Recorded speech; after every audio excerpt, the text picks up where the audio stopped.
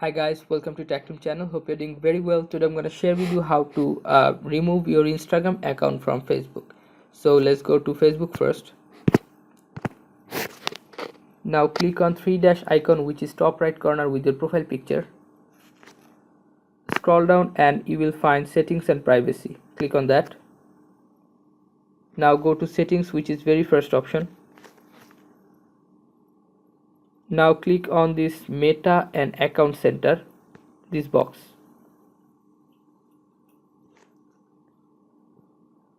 Scroll a bit and you will find account option. Click on this accounts.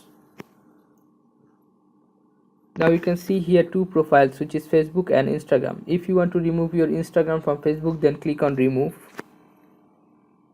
Here's your warning, read it yourself, and if you still want to remove your Instagram account, then just click this one.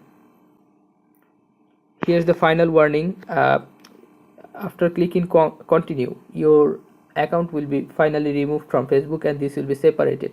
You may need to recreate your Instagram password. Okay, so this is how you can remove Instagram from Facebook. If you find this video helpful, then give a thumbs up and don't forget to subscribe the channel. Thank you so much for watching the video.